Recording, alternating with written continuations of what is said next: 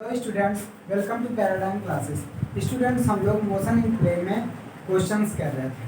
अब उसी का क्वेश्चन हम अभी भी कंटिन्यू करके एक दो क्वेश्चन करेंगे। उसके बाद हम स्केलर और vector product of two vectors चलेंगे। तो अब चलते हैं क्रॉस प्रोडक्ट। सॉरी, तो अब ये क्वेश्चन 6 नंबर पे करवाया है ना। एग्जाम्पल नंबर 7 देखो। एग्जाम्पल नंबर 7, इसमें 24 नंबर का क्वेश्चन है। ठीक, इसमें क्वेश्चन कर रहा है A man rows a boat with a speed of 18 km per hour in the north-west direction। इसमें कह रहा है इस तरह से ईस्ट, वेस्ट, नॉर्थ, साउथ। तो क्वेश्चन में क्या था कि एक आदमी A man rows a boat at 18 km per hour and 18 km per hour in north-west direction। ये देखो नॉर्थ वेस्ट ये है ना, तो नॉर्थ वेस्ट डायरेक्शन हो जाएगा ये 45। हाँ, 45 पे सीधा नॉर्थ वेस्ट कहा है ना, इसका मतलब यही। अब इस डायरेक्शन में वो 18 किलोमीटर पर आवर की स्पीड से रो कर रहा है बोट को। ठीक, अच्छा उसके बाद कह रहा है north west the shoreline makes an angle of 15 degree south of west. जो शोर लाइन है, शोर लाइन वो बना रहा है 15 degree south of west. South of west का मतलब वेस्ट से साउथ की तरफ 15 डिग्री। इसका मतलब इधर ऐसे होगा, और ये वाला एंगल की बात कर रहा है 15। ठीक, और ये क्या दिखा रहा है, शोर लाइन। शोर लाइन का मतलब क्या होता है जानते हो, किनारा है। अब ये नॉर्थ वेस्ट है, तो इसका मतलब ये कितना बनेगा 45। इसका मतलब इन दोनों के बीच में बन गया 60 डिग्री का एंगल। अब इसमें क्वेश्चन पूछा है obtain the components of velocity of the boat along the shoreline and perpendicular to shoreline. ये कह रहा है कि to find out velocity component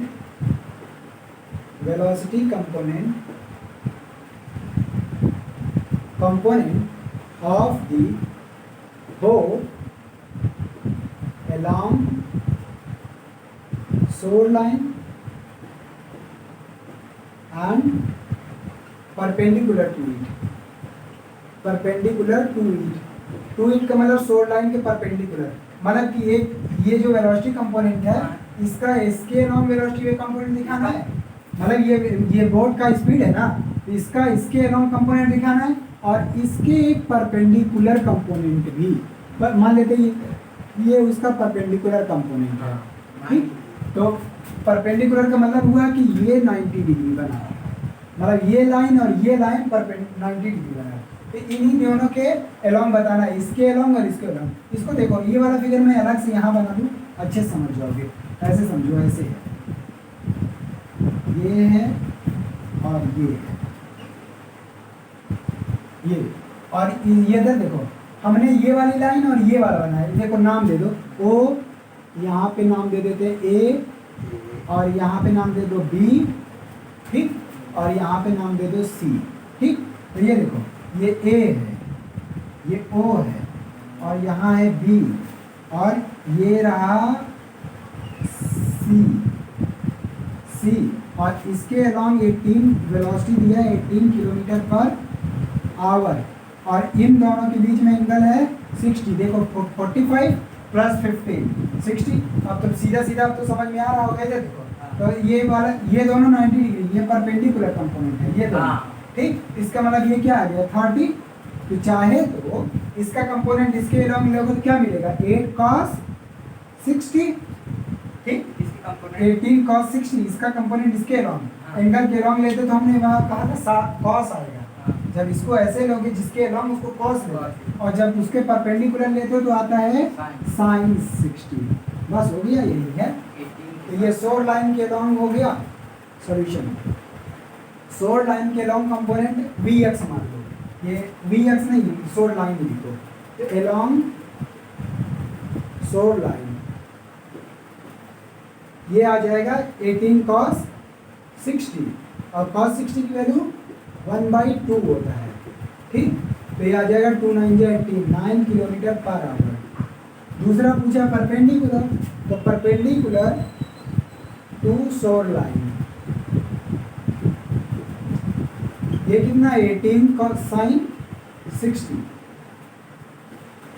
18 और 60 की वैल्यू साइन √3/2, ठीक। 2 9 जा 18, 9 √3 किलोमीटर पर आवर हो गया।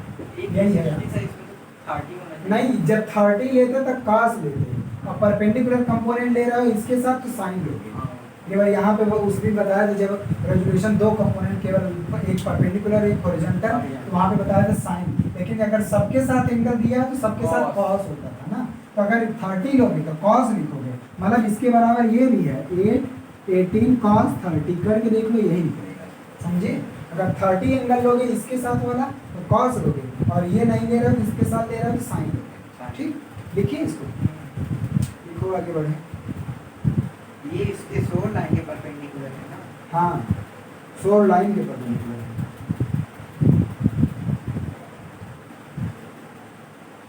ओके, अब बाकी क्वेश्चन करना नहीं आएगा, हम बताएंगे। अब हम चलते हैं स्केलर प्रोडक्ट ऑफ 2 वेक्टर, ठीक। स्केलर प्रोडक्ट ऑफ, हाँ, अरे मतलब कि आखिरी का इसके पहले क्वेश्चन करवाए हम ना, नहीं करवाए? चलो एक बार लिख लीजिए। अगला टॉपिक क्वेश्चन से करना ना, एक क्वेश्चन इसी टाइप का एकदम अपने से करना।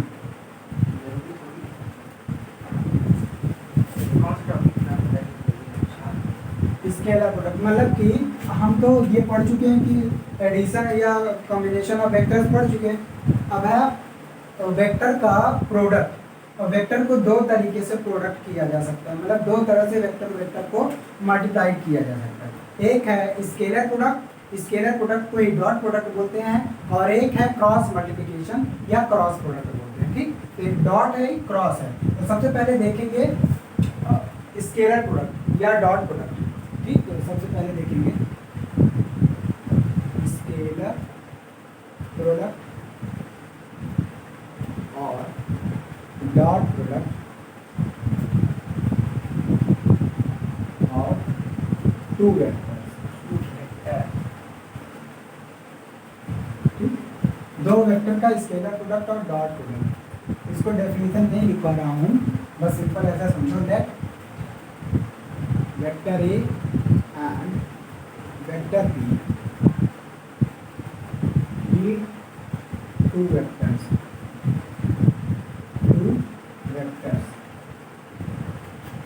and theta b angle between them, मतलब कि वेक्टर ए और वेक्टर बी के बीच में थीटा एंगल है, मतलब दो वेक्टर ए और बी है और उन दोनों के बीच में एंगल क्या है, थीटा है। ऐसे समझो, ये वेक्टर ए है, ये वेक्टर बी है, और इन दोनों के बीच में थीटा एंगल है, ठीक। देन स्केलर प्रोडक्ट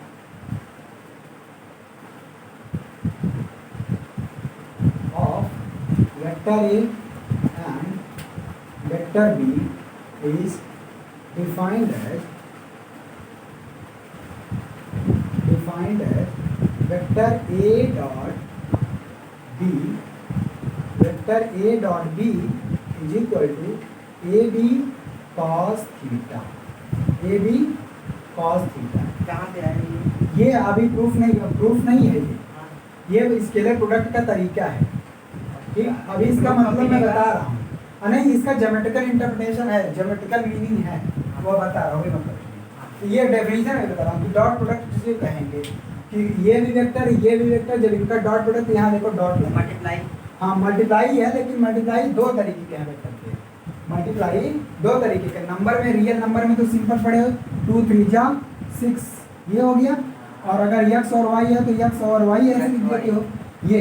लेकिन इसमें क्या है, वेक्टर में दो तरीके का मल्टीप्लिकेशन है, जिसमें से पहला तरीका है स्केलर प्रोडक्ट, और इसी को डॉट प्रोडक्ट, मतलब जो मैग्नीट्यूड वाला नहीं मैग्नीट्यूड दोनों में आएगा, लेकिन एक जो है, एक में जैसे ये स्केलर और डॉट प्रोडक्ट है ना, इसका प्रोडक्ट में डायरेक्शन नहीं आएगा, और दूसरा जो मल्टीप्लाई करने का तरीका है उसमें डायरेक्शन आएगा, इसलिए उसको क्रॉस प्रोडक्ट बोलते हैं, ठीक। अभी आएगा, मत परेशान, पहले डेफिनेशन देखो। तो यदि दो वेक्टर ए और बी है, दोनों के बीच में थीटा एंगल है, तो इनका डॉट प्रोडक्ट लिखा जाता है एक vector A dot vector B A B cos A. इसका मतलब ये हुआ कि अगर दो वेक्टर का डॉट प्रोडक्ट करोगे, दो वेक्टर का डॉट प्रोडक्ट क्या आता है? Scalar quantity. ये वेक्टर क्वांटिटी नहीं है, इसीलिए इसको स्केलर प्रोडक्ट भी बोलते हैं। ये कैसी क्वांटिटी है? स्केलर क्वांटिटी है। ठीक, इसमें डायरेक्शन नहीं होगा। अच्छा, अब उसके बाद इसमें देखो, अब उसके बाद इसका ज्योमेट्रिकल मीनिंग क्या है ये समझ लो। ज्योमेट्रिकल मीनिंग ये क्या है? तो ज्योमेट्रिकल मीनिंग ऐसे समझ सकते हैं, यहीं से चाहे तो दिखा दे। ज्योमेट्रिकल मीनिंग पहले एक दो और लिख दो। ज्योमेट्रिकल मीनिंग चलो क्या रखा है?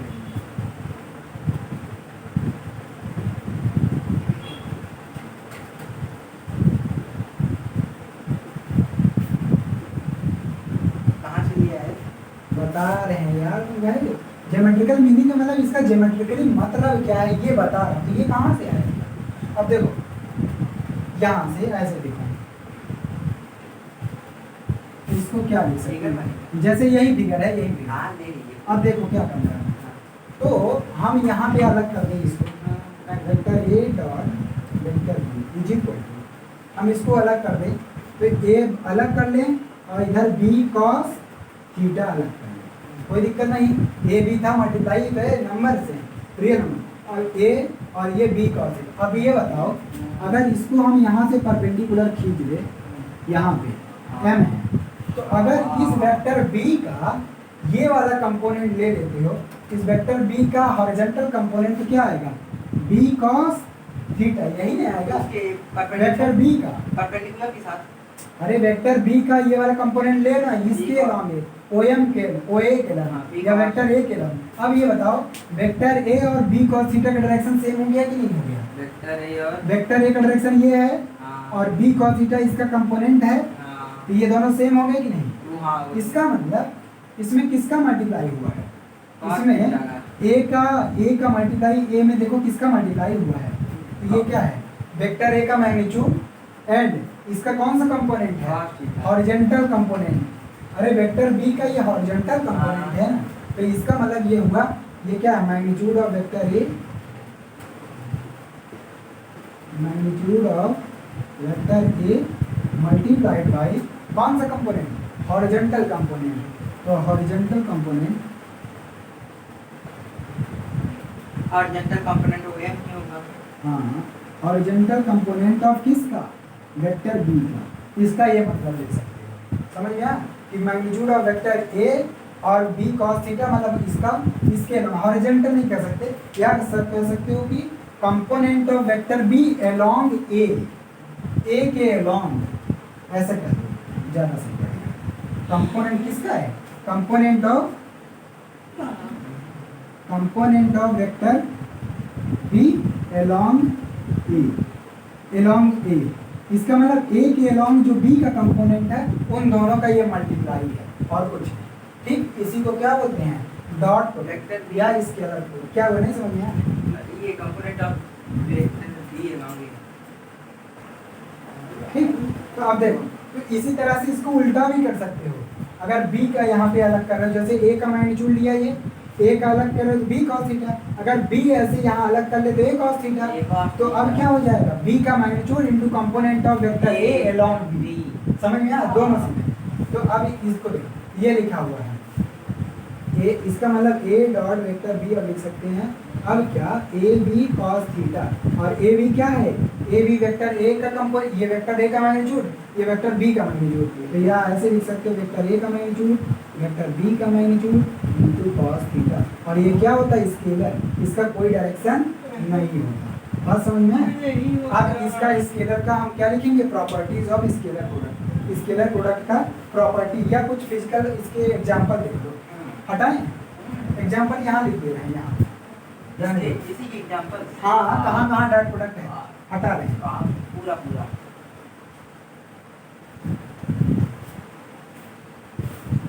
ये शुरू किया है।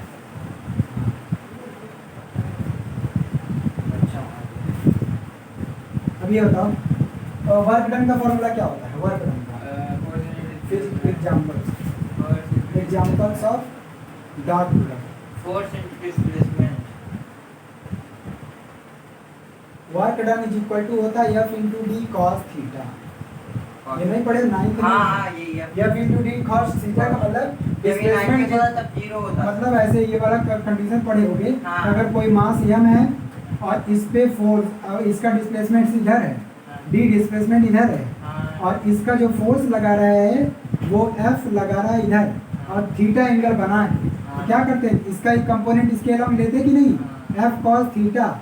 अब हम मल्टीप्लाई इसका करते हैं फोर्स इनटू डिस्प्लेसमेंट, समझे? वर्क डन का फॉर्मूला होता है फोर्स डी cos थीटा नहीं, F डी cos थीटा, ऐसे होता है। हाँ। इसका मतलब वर्क डन का फॉर्मूला होता है वर्क डन का फॉर्मूला क्या था? Force multiplied bye displacement in the direction of displacement. ये जो फोर्स है वो डिस्प्लेसमेंट के डायरेक्शन में वाला कंपोनेंट होना चाहिए। मतलब इसके तो दो कंपोनेंट हो गए ना, लेकिन कौन सा कंपोनेंट लोगे जो डिस्प्लेसमेंट के डायरेक्शन में जो फोर्स लगा है उसका मल्टीप्लाई करते हैं, तब क्या निकलता है? वो परपेंडिकुलर भी होगा। हाँ नहीं परपेंडिकुलर, लेकिन परपेंडिकुलर वाला कंपोनेंट नहीं रिस्पॉन्सिबल होता वर्क डन करने में, ठीक? तो ये और इसी को हम क्या लिखते हैं? F vector F dot D, और वेक्टर एफ डॉट डी, इसीलिए वर्क डन क्या होता है? स्केलर। और क्या ले सकते हो? ये पहला ज्ञान था। और कौन लिख सकते सर हैं? एनर्जी। हाँ एनर्जी जूल। नहीं, ये इसकी तो यूनिट हो एनर्जी नहीं। दूसरा यूनिट लिख सकते हो फाई। मैग्नेटिक फ्लक्स होता है vector B into vector A, magnetic flux. तो मैग्नेटिक फ्लक्स का फॉर्मूला होता है मैग्नेटिक फ्लक्स, और ये होता है फाई, और फाई इज इक्वल टू होता है vector B dot vector A, where B magnetic field होता है। ये क्या होता है? Magnetic field. हाँ। अभी ये फार्मूला ही होता है फाई इक्वल। हाँ फार्मूला ही होता है। हाँ डॉट प्रोडक्ट में, और A area of cross section होता है, ठीक? एरिया होता है, समझ में आया? तो वेक्टर बी। अच्छा और एक फॉर्मूला पढ़े होगे, अभी नहीं पढ़े होगे। Power P is equal to होता है power is equal to force और वेलोसिटी का डॉट प्रोडक्ट जो होता है वो पावर आता है। फोर्स और वेलोसिटी का डॉट प्रोडक्ट करोगे तो ये पावर आएगा। हाँ आएगा, अभी पढ़ोगे ना पढ़ेगा। नाइन्थ में था थोड़ा केवल या फिर P इज इक्वल टू या फिर इंटू बी पढ़े, तभी वेक्टर वाला नहीं नहीं P मोमेंटम था जो कह रहे हैं। हाँ। यहाँ P पावर है, तो पावर में होता है फोर्स मल्टीप्लाइड बाय फोर्स और वेलोसिटी का डॉट प्रोडक्ट करोगे तो पावर मिलेगा। ये डॉट प्रोडक्ट के कुछ एग्जांपल्स हैं, समझे? ये मिलेगा आगे चलते हैं। अब चलते हैं इनकी property. Rate of doing work भी होता है ना पावर। हाँ होता है, लेकिन हम डॉट प्रोडक्ट के एग्जांपल दे रहे हैं तो रेट ऑफ वर्क डन क्यों लिखे? समझ में आया? अब आते हैं प्रॉपर्टी, लिखे वाह।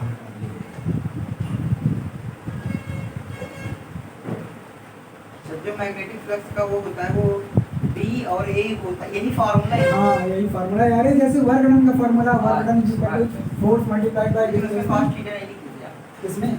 अरे तो केवल वेक्टर b डॉट ए लिखा था ना, तो उसको हटाओगे डॉट प्रोडक्ट तो b a cos थीटा हो जाएगा। इसमें हटाओगे तो f into v into cos theta आ जाएगा, समझे? अच्छा अब आते हैं properties of scalar product. Simple है।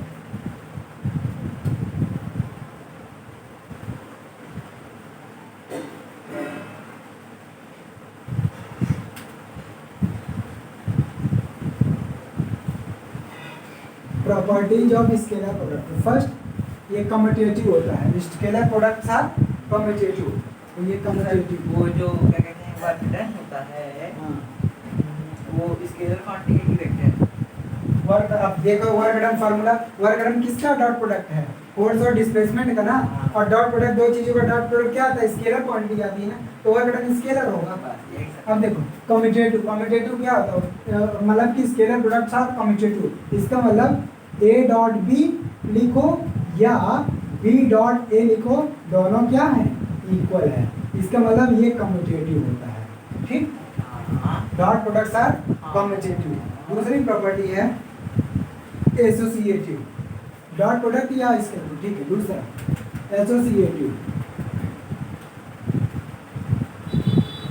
एसोसिएटिव भी होता है। एसोसिएटिव में तीन आ जाएंगे, A dot B dot C, उनको आराम से एसोसिएटिव का मतलब वेक्टर ए 3 रहेंगे। वेक्टर ए डॉट बी करो, फिर इसके साथ सी का करो, या ए को अलग करके वेक्टर बी और सी कर दो। ठीक, प्रूफ करोगे तो आएगा, ऐसी बात नहीं। प्रूफ लेकिन नहीं मानेगा। ये देखो थर्ड एसोसिएटिव के बाद और कौन बना? डिस्ट्रीब्यूटिव। जीरो वाला डिस्ट्रीब्यूटिव बोल रहा हूँ, जीरो वाला कौन? डिस्ट्रीब्यूटिव में 3 रहते हैं ना, कैसे? Vector A dot vector B plus vector C. ये क्या होगा? इसका मल्टीप्लाई इसके साथ भी होगा, dot product vector A dot vector B और plus vector A dot vector C. ठीक, इन सबका यूज करना, ये सिंपल है। डॉट प्रोडक्ट क्रॉस प्रोडक्ट में दिक्कत आती है। ठीक, ये आ गया था डिस्ट्रीब्यूटिव। फोर्थ देखिए क्या है? आप क्रॉस नहीं पहुंच पाएंगे ना। नहीं, अभी नहीं। अच्छा, दो वेक्टर, अगर दो वेक्टर ऐसे, ये वेक्टर ए है, ये वेक्टर बी है, दोनों 90 डिग्री का एंगल बना है, तब इनका डॉट प्रोडक्ट क्या होगा? बोलो। इनका dot product A B cos theta 90 मतलब cos 90 जीरो। इसीलिए वर्क डन उसमें जीरो आता है जब फोर्स और डिस्प्लेसमेंट 90 परपेंडिकुलर पे है। होते हैं। ठीक, ये फोर्थ फिफ्थ, जब फोर्स और डिस्प्लेसमेंट एक ही डायरेक्शन में हो तो वर्क डन मैक्सिमम होगा। हाँ, अपोजिट होगा तो वो निकाल सकते हो थीटा रख के, इसमें क्या है? वही सब दिया है यार इसमें, और कुछ नहीं। ये देखो, तो इफ थीटा, यही यहाँ पे क्या है? Theta if theta is equal to 90 और if theta is equal to 0। 0 का मतलब दोनों वेक्टर इधर ही है, वेक्टर ए भी इधर है, 180 भी हो सकता है, वेक्टर बी भी इधर है। हाँ हाँ, दोनों। अभी 0 को बता रहा हूँ। ये आएगा vector A dot vector B, तो मॉड ए मॉड बी और cos 0 की वैल्यू 1, ये आ जाएगा ए बी। समझे?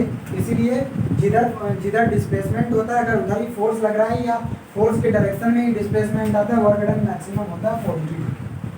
फिफ्थ सिक्स, इसमें भी तो मैक्सिमम ही हाँ। 180 में, हाँ, लेकिन नहीं अपोजिट डायरेक्शन में तो निगेटिव हो जाता है ऐसे। माइनस मतलब कि वेक्टर ए इधर है और यहीं से वेक्टर बी इधर है, दोनों के बीच में 180 डिग्री का एंगल है, हाँ और cos 180 की वैल्यू माइनस होगी। माइनस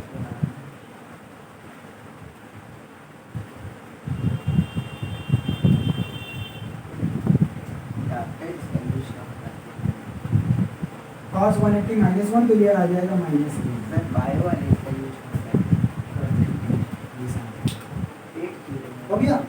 लिखे, आगे बढ़े।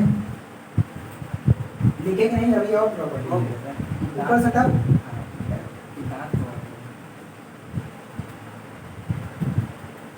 बायो वाले पढ़ाने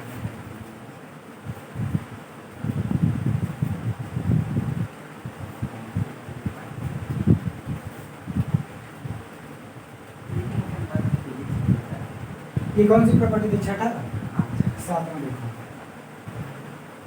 अगर दोनों वेक्टर ए और बी दोनों बराबर हों, मतलब वेक्टर ए वेक्टर बी दोनों बराबर हैं, इसका मतलब दोनों के बीच में सेम एंगल थीटा बनता है। थीटा इज इक्वल टू दोनों के बीच में 0, तो क्या होगा? वेक्टर ए डॉट बी के बराबर ए रख दो, वेक्टर ए डॉट ए। कुल मिला के अगर सेम वेक्टर का सेम के साथ ही डॉट प्रोडक्ट किया जाता है तो क्या आएगा? तो आएगा मॉड ए स्क्वायर हो जाएगा। हाँ वही बात, और cos 0, और cos 0 की वैल्यू 1, तो मॉड ए स्क्वायर। इसका मतलब अगर एक कोई वेक्टर है उसका खुद के साथ डॉट प्रोडक्ट करते हो, ये उसका स्क्वायर दे देगा। बात समझ में? और कौन सी प्रॉपर्टी खत्म हो गई? कुछ नहीं है इसमें। अच्छा, जो ऑर्थोगोनल वेक्टर्स देखे थे, ऑर्थोगोनल वेक्टर आई जे के लिए आई क्या था इसमें? एक्स आई एक्स जे वाई के ये थे ना। अब ये बताओ, ये तीनों एक दूसरे के परपेंडिकुलर हैं, हाँ मतलब तीनों के बीच में थीटा 90 है कि नहीं? 0 होगा आंसर। 90 है। इसका मतलब अगर आई का जे के साथ डॉट प्रोडक्ट करेंगे, आई का जे के साथ डॉट प्रोडक्ट करेंगे तो 90 डिग्री पे क्या होता है डॉट प्रोडक्ट? 0। समझ में? आई जे या जे के आपस में करोगे तब भी, या आई और के आपस में डॉट प्रोडक्ट करोगे तब भी 0। मतलब तीनों के केस में क्या आने वाला है? 0 क्योंकि तीनों के तीनों 90 डिग्री बना रहे हैं, है ना।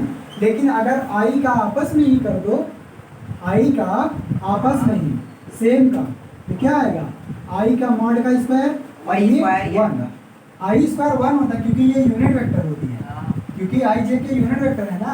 तो आई स्क्वायर मॉड आई का मतलब 1, मैग्नीट्यूड 1 और स्क्वायर 1 का करोगे 1। इसका मतलब I dot I is equal to 1 J dot J is equal to K dot K is equal to 1। ठीक, बस अब इससे ज़्यादा कुछ अब क्वेश्चन कराएंगे इससे नहीं, अभी एक हाँ थोड़ा सी ठीक है, इसको किए रुको जो लिखते रहो, हो गया। आई डॉट जे करवा दिए। अब देखो, अब स्केलर प्रोडक्ट अब देखो कैसे होगा। तो हो गया। स्केलर प्रोडक्ट हाँ, तो अगला 10 number for example vector A दिया हुआ है, vector A X I A Y J और ए जेड ये दिया हुआ वेक्टर ए ये, और वेक्टर बी दिया हुआ है B X I B Y J और बी जेड के, ये दिया हो। इन दोनों का हमको डॉट प्रोडक्ट करना है। क्या करना है, डॉट प्रोडक्ट। ये आएगा vector A dot vector B, यहाँ लगाओ ए X I A Y J और ए जेड इसका लंबा खींच जाएगा। बी एक्स आई लंबा नहीं जाएगा, B Y J B Z के। ठीक यार, ये दिख रहा है कि नहीं ठीक से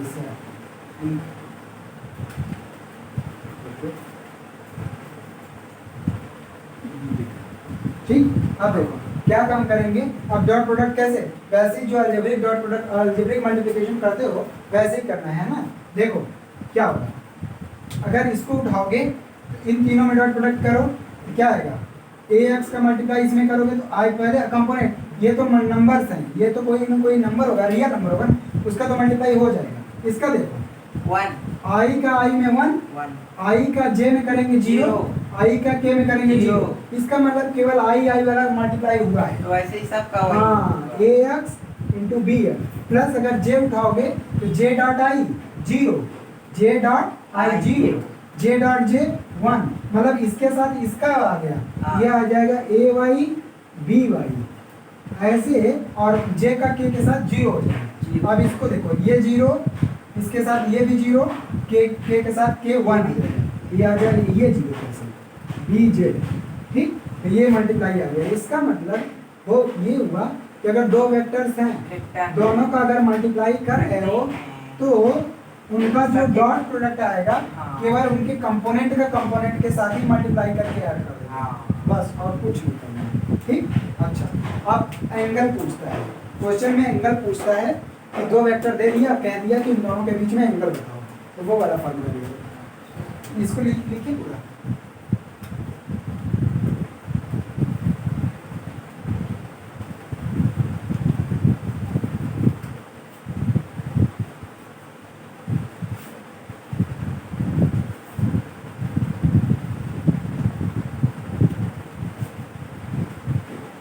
एंगल जब पूछेगा तो क्या लिखे थे, अभी vector A dot vector B R GT इसको हटाना, ये क्या था, तो mod A mod B cos theta.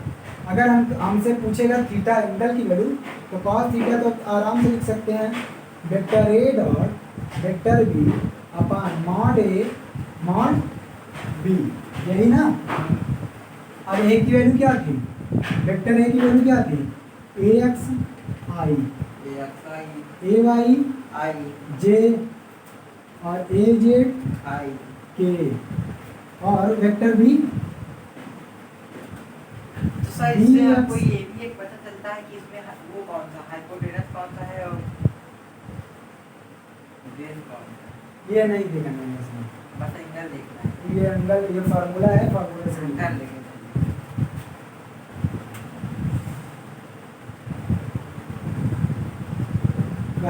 Trigonometry इसमें भी घुसा हुआ है। ये अब देखो तो मॉड ए की वैल्यू यहाँ से क्या आएगी, देखो मॉड ए की वैल्यू अंडर रूट में का स्क्वायर, हाँ सबका ए एक्स स्क्वायर ए वाई का स्क्वायर ए जेड का स्क्वायर, ठीक। ऐसे मॉड बी का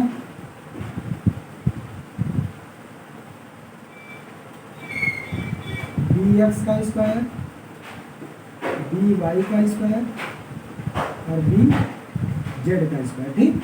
अब डॉट प्रोडक्ट करके दिखाया था, ए डॉट बी क्या है, ए डॉट बी केवल कंपोनेंट का कंपोनेंट के साथ, मतलब इसका इसके साथ, इसका इसके साथ, इसका इसके साथ मल्टीप्लाई कर दो विद साइन के साथ, तो ये आएगा A X into B X plus A Y into B Y plus और A Z into B Z, हो गया।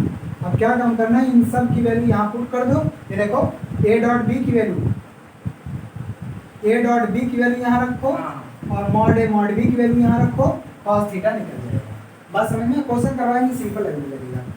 अभी ऐसे लिखो, तो मॉड ए की वैल्यू यहाँ से पुट कर दो, मॉड बी की वैल्यू यहाँ से, ए डॉट बी की वैल्यू ये रख दो, आंसर आ जाएगा। क्वेश्चन करवाने जा रहे हैं।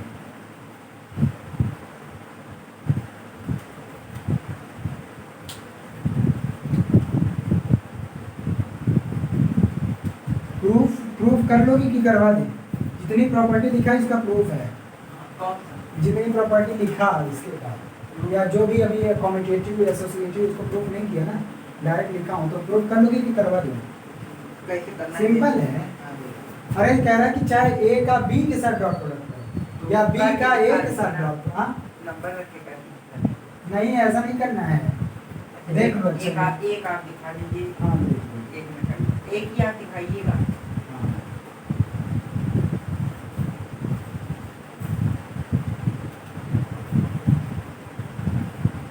जैसे है प्रूफ,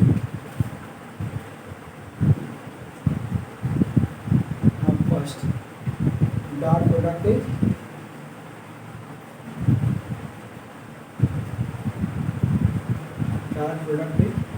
कॉम्यूटेटिव, यही था ना, इसका मतलब ये हुआ ए डॉट बी करो या बी डॉट ए करो, आएगा एक ही।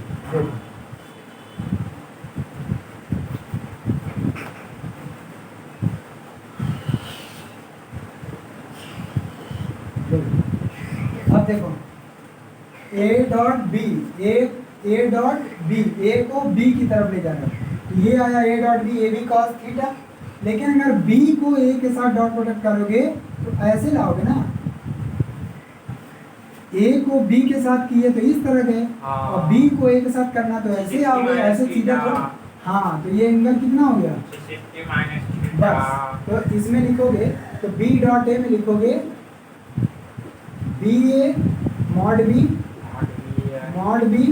मॉड ए, और बी और ए के बीच में पूरा एंगल 360 माइनस थीटा बना, और cos 360 माइनस थीटा करोगे, देखो फर्स्ट क्वाड्रेंट ऐसे है, यहाँ ऐसे घूम के आया 360, और 360 में कुछ भी घटाओगे फोर्थ क्वाड्रेंट में आओगे, और इसमें cos और sec दोनों होते हैं क्या, पॉजिटिव, नहीं cos और sec फोर्थ क्वाड्रेंट में पॉजिटिव होता है, इसलिए ये cos 360 minus theta cos theta ही होगा। इसका मतलब ये बी ए cos थीटा और cos थीटा, और बी ए ये तो नेचुरल नंबर है ना, ये कोई रियल नंबर होगा ना, रियल नंबर का जो प्रोडक्ट होता है वो कम्यूटेटिव होता है, मतलब कि 2 into 3 करो या 3 into 2 करो, इसका मतलब इसको लिख सकते हैं ए बी cos थीटा, और ए बी cos थीटा क्या है, ए डॉट बी ही तो है, हो गया, ये प्रूफ हो गया कि नहीं।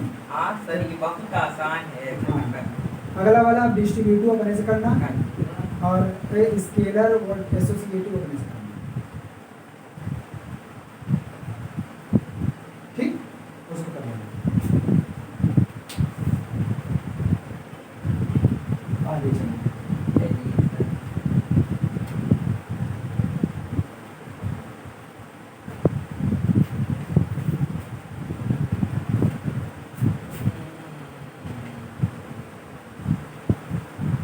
क्वेश्चन करवा रहे हैं, क्वेश्चन शुरू होगा अब अच्छा लगेगा।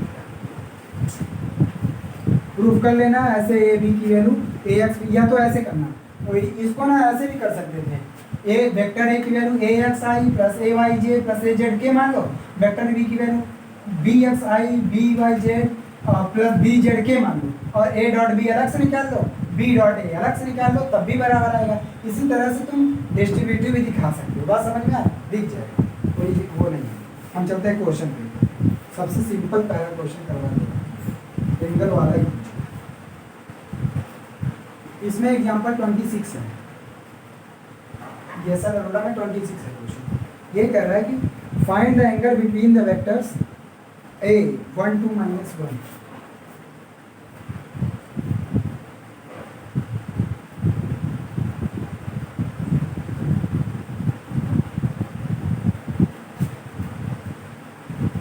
और वेक्टर भी दिया हुआ है -1 1 -2।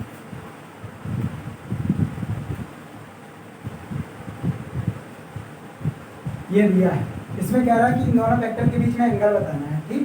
टू फाइंड आउट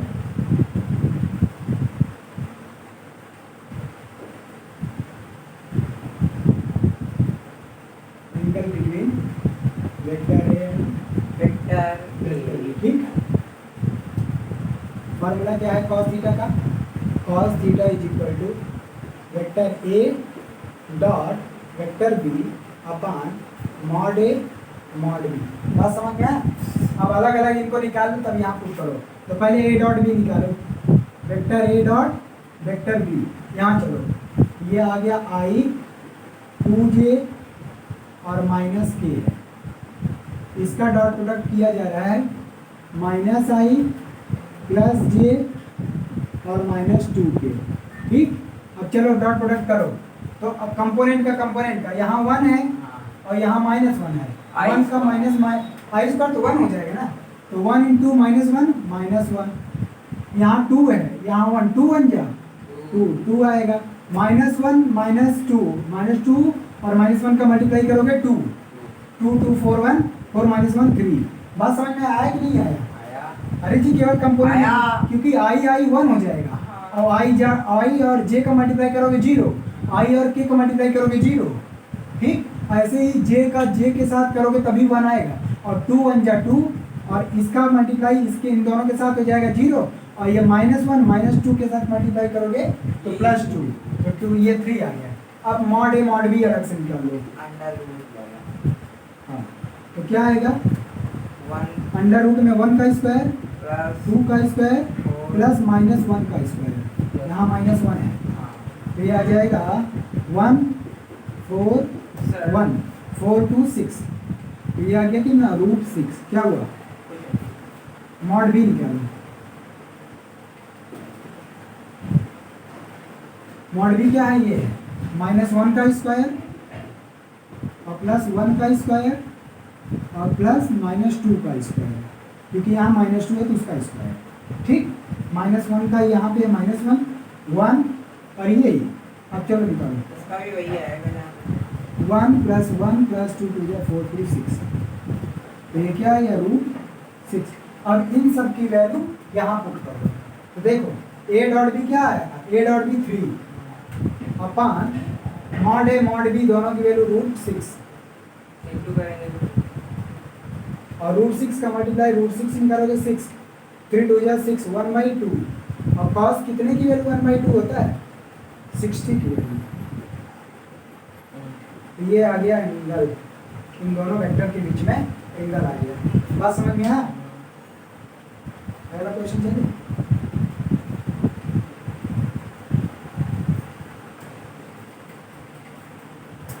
इसी में दिखा दे रहे, हो जाएगा।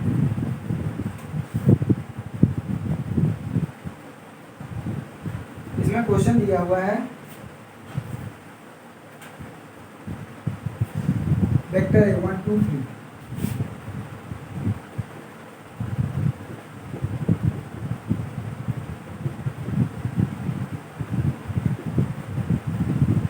Vector B 2i - j। ये कह रहा है कि prove that these vectors are perpendicular. To prove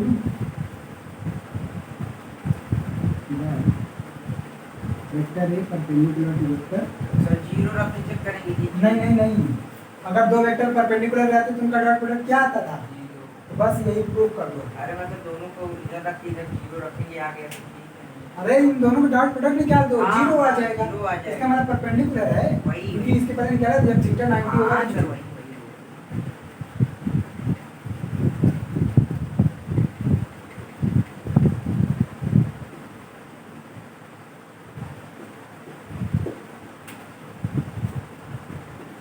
कर लो जल्दी से, ये तो सिंपल है।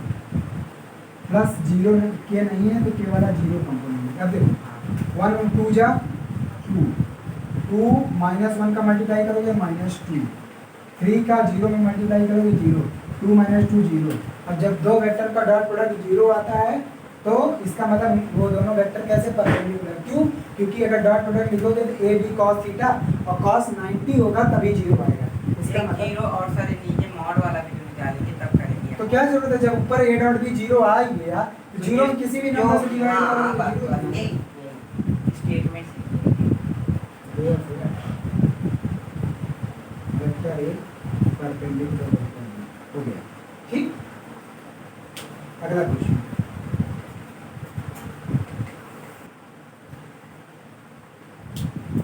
चलो देखो,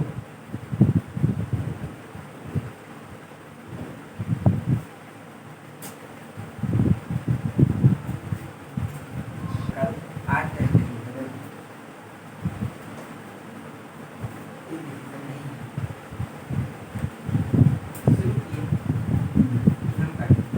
ये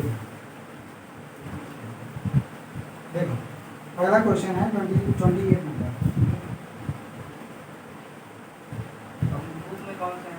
वो 28 है, वही बुक का ही नाम दो उसी का। तो find the value of lambda so that the vector A 2 lambda के।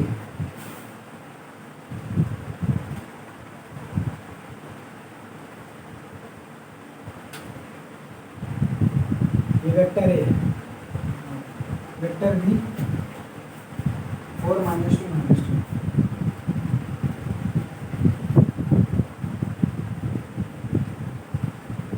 ये वेक्टर बी। इसमें कह रहा है, ये देखो ये लैम्डा है ना नॉन क्वांटिटी, हाँ। ये कह रहा है कि find the value of lambda for which vector and vector B are perpendicular. तो कह रहा है टू फाइंड, इधर जीरो रखेंगे। हाँ, to find the lambda value of lambda for which vector A perpendicular vector B. मतलब ये दिया है थीटा 90 है, दोनों परपेंडिकुलर है, और दोनों परपेंडिकुलर होते हैं तो जब दो वेक्टर परपेंडिकुलर होता है तो उनके डॉट प्रोडक्ट 90 उनके डॉट प्रोडक्ट जीरो। क्यों, क्योंकि ये दोनों क्या है परपेंडिकुलर है, vector A perpendicular vector B, ठीक है। अब डॉट प्रोडक्ट सीधा सीधा कर दो,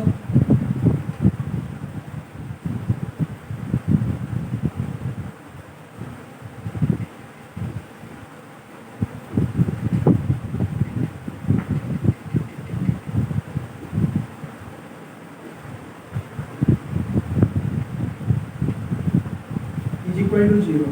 अब मल्टीप्लाई करो 2 4 जा 8, लैम्डा का -2 में करोगे मल्टीप्लाई 2 लैम्डा -2 लैम्डा और 1 -2 -2 जीरो।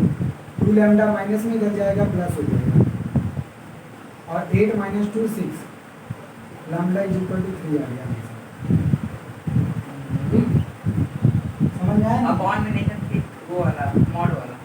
अरे यार डायरेक्ट डॉट प्रोडक्ट जीरो हो गया, मान किए रखी हुई जरूरत है, ये समझे नहीं, इधर देखो cos theta is equal to vector A dot vector B हाँ अपॉन में रहता upon mod A yes mod B. जब cos 90 हमको पता अच्छा, चल गया इधर वाला तो ये जाएगा जीरो, इधर जीरो। ये जीरो, तो इसका ओके, मतलब okay, okay. A dot B is equal to ये जीरो ध्यान नहीं दिया सर। हो गया। जब भी कहेगा दो वेक्टर परपेंडिकुलर है, सिंपल समझ लो ए डॉट नीचे वाला जीरो मानेंगे। नीचे वाला जीरो नहीं होता कभी, अच्छा ये ए डॉट बी जीरो।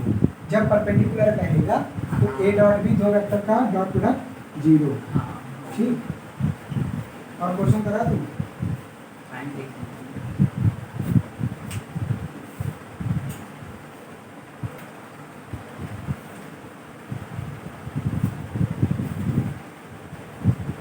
देखो अब 32 नंबर क्वेश्चन है सर रूलर में। इसमें दिया हुआ है कि 3 vector, vector A B C है, वेक्टर ए है, वेक्टर बी, वेक्टर सी, और such that vector A is equal to vector B plus vector C है। ठीक, इसमें कह रहा है कि और इनके मैग्नीट्यूड दिया है 5 4 3, मतलब कि मॉड ए 5, मॉड बी 4 और मॉड सी 3, ये दिया हुआ है। बात समझ में? इसमें पूछा है टू फाइंड ट्रिपलेट नहीं, to find angle between A and C, angle between vector A and C, ये पूछा है। ठीक है, अब देखो यहाँ पे दिमाग लगाने की चीज है। क्वेश्चन में दिया है there are 3 vectors, vector A B and vector C, such that vector A is equal to vector B plus vector C and their magnitudes are 5 4 3, then find out the angle between vector A and vector C।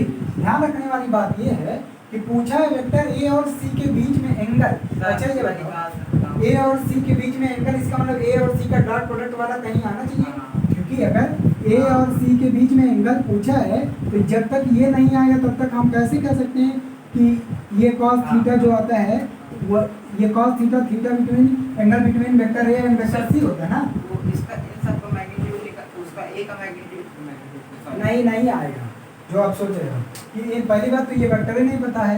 आप ये कह रहे हो कि ये दोनों पता है, चलो 5 3 15 रख दोगे तो थीटा भी नहीं पता है और ये डॉट प्रोडक्ट भी नहीं पता, कुछ पता है नहीं पता है, केवल ये रिलेशन पता है, इससे हमको करना पड़ेगा। अब देखो क्या आएगा, तो हमको हमारे पास है vector A vector B plus vector C.